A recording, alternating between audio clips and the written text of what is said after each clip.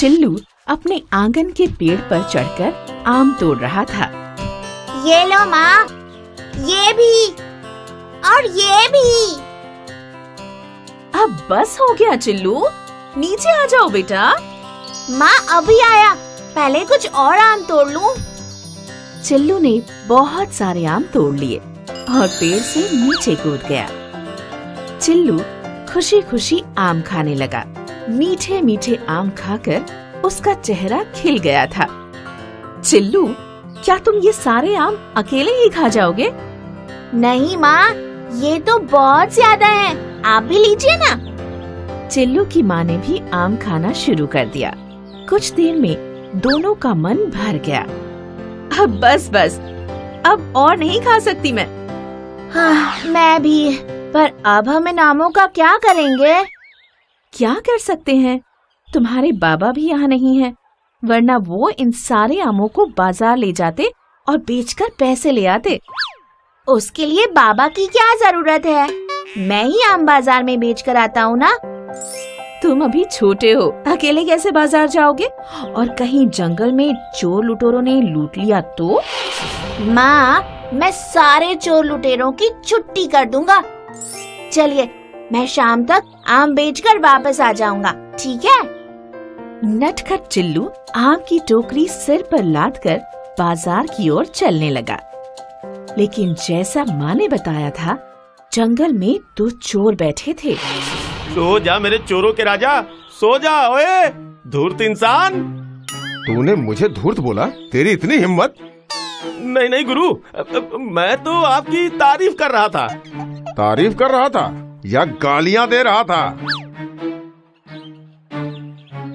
गुरु, वहाँ देखो, आपका शिकार आ गया।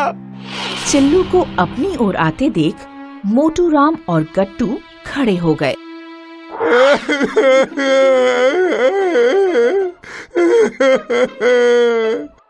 हाय, अब मैं क्या करूं? मेरी बीवी बच्चे 1 हफ्ते से भूखे हैं। अरे हाय, मुझे तो मर जाना चाहिए। मैं अपने बीवी बच्चों को भर पेट खाना भी नहीं खिला सकता हूँ।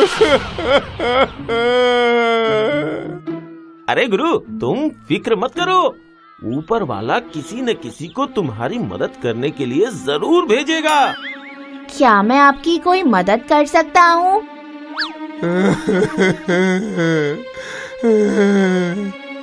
क्या तुम हमें कुछ आम दे सकते हो खाने के लिए?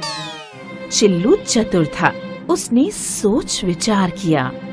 चाचा, मैं आपकी इससे भी ज्यादा मदद करना चाहता हूँ। मैं तो आपको सोने के सिक्के देना चाहता हूँ। हाँ? क्या तुम्हारे पास सच में सोने का सिक्का है? नहीं, लेकिन मैं आपको सोने के सिक्के दिलवा सकता हूँ। वो कैसे? मैं ये आम बाजार लेकर जाऊंगा और इनके बदले मुझे सोने के सिक्के मिलेंगे, जो मैं आपको दे दूंगा। इन आमों के बदले तुम्हें सोने के सिक्के देगा कौन? चलिए, मैं बताता हूँ, लेकिन आपको ये आमों की टोकरी अपने सिर पर ढोकर बाजार तक ले चलनी होगी, क्योंकि मैं छोटा बच्चा हूँ ना, मैं इतना भार नहीं उठा सकता। अगर आप ये टोकरी उठा ले तो वो सारे सोने के सिक्के आपके। ओए गट्टू, ये टोकरी उठा। क्या गुरु, मैं क्यों उठाऊं? सोने के सिक्के आपको मिलेंगे, आप उठाओ। तू मुझसे बहस करेगा? हैं? तेरी इतनी हिम्मत? छोड़ दो गुरु, छोड़ दो गुरु, उठाता हूँ। गट्टू ने टोकरी सिर पर उठा ली और वो लोग बाजार की ओर चलने लगे। बाजार पहुंचकर तीनों एक जगह पर बैठ गए। आम, जादुई आम, जो भी दाम दोगे इसके लिए कम ही है। जादुई आम, आम ले लो, आम। चिल्लू की आवाज एक पंडित के कानों पर पड़ी। आइए महाराज, जादुई आम ले लीजिए। अरे इन आमों में क्या जादू हो सकता है? ये तो मामूली आम है। तुम्हें तो ये मुझे दान में दे देना चाहिए। महाराज, अगर मैं ये आम आपको दान में दे सकता तो जरूर दे देता, लेकिन इन जादुई आमों का एक रहस्य है। ये आम का पेड़ अचानक ही एक दिन उग गया था और इसमें इतने सारे आम भी आ गए। और महाराज, आपको पता है कि मैंने ये आम 2 हफ्ते पहले तोड़े थे, लेकिन अभी तक ये एकदम ताजे हैं।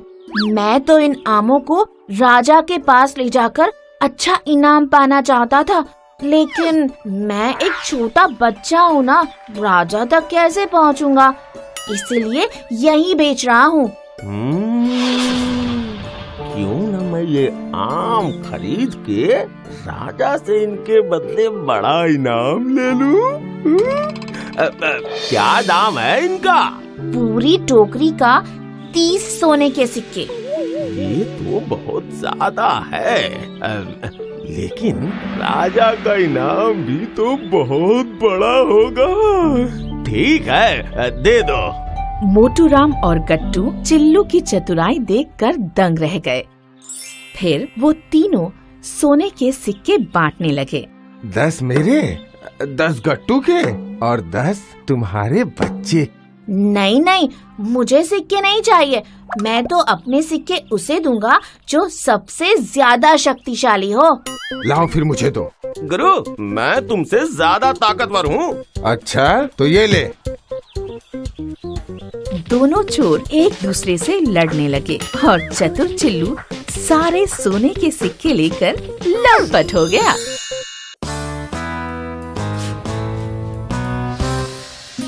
किसी जंगल में 2 पेड़ थे, एक आम का पेड़ और दूसरा था पीपल का पेड़। आम का पेड़ अपने स्वभाव की तरह मीठा और नरम स्वभाव का था, वहीं पीपल अपने स्वभाव की तरह रूखा, अकड़ू और सख्त था। एक दिन उस जंगल में एक रानी मधुमक्खी अपने साथियों के साथ रहने आई। पीपल के पेड़ को देखकर रानी खुश होते हुए अपने साथियों से बोली, ये पेड़ काफी बड़ा और घना है। हम इस पेड़ से इस पर घर बनाने की बात करते हैं। हे पेड़ भाई, मैं अपने साथियों के साथ घर की तलाश में हूँ। क्या हम आपकी टहनियों पर अपना छत्ता बना सकते हैं? नहीं, कोई मुझ पर राज करे या मुझ पे घर बांधे, ये मुझे पसंद नहीं। तुम अपना ठिकाना कहीं और ढूंढो, जाओ यहाँ से। पीपल के पेड़ के बर्ताव से रानी मक्खी उदास हो गई। तभी आम के पेड़ ने रानी को अपने पास बुलाया और बोला, रानी मक्खी, आप अपने साथियों के साथ यहाँ आइए और मेरी टहनियों पर छत्ता बनाइए। मुझे खुशी होगी अगर मैं आपके काम आ सका। धन्यवाद आम भाई, आपका स्वभाव आपके फलों की तरह मीठा है। इस तरह मधुमक्खियाँ आम के पेड़ पे छत्ता बनाकर रहने लगी। एक दिन जंगल में 2 लकड़हारे पेड़ काटने आए। दोनों ही आम के पेड़ को देखकर खुश हुए और बोलने लगे, अरे पेड़ तो बहुत बड़ा है, इसकी लकड़ी काटकर अगर हम बेचेंगे तो हमें दुगना दाम मिलेगा। वो तो है, चलो इसे काटते हैं। दोनों लकड़हारे पेड़ काटने के लिए पेड़ के पास आते हैं तो उन्हें मधुमक्खियों का छत्ता दिखाई देता है। अरे इस पेड़ पर तो मधुमक्खी का छत्ता है, अगर हम इस पेड़ के पास भी गए तो हमें काट लेंगी मधुमक्खियाँ। वो देखो, सामने एक और पेड़ है, वो इस पेड़ से ज्यादा घना है। चलो हम उसे काटते हैं। हाँ हाँ चलो। दोनों लकड़हारे मधुमक्खियों के डर से पीपल का पेड़ काटने लगते हैं। ये पेड़ तो ज्यादा मोटा है, इसके दाम भी ज्यादा मिलेंगे। हाँ, और इसमें मधुमक्खियाँ भी नहीं हैं। चलो अब इसे जल्दी से काटते हैं।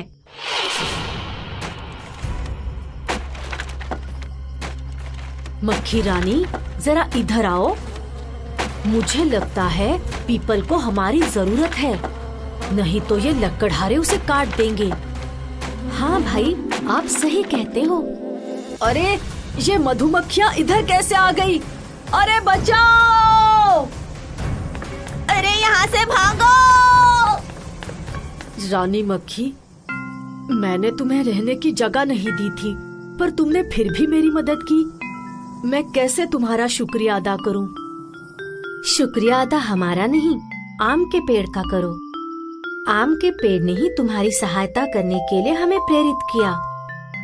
पीपल का पेड़ आम के पेड़ को शुक्रिया कहता है।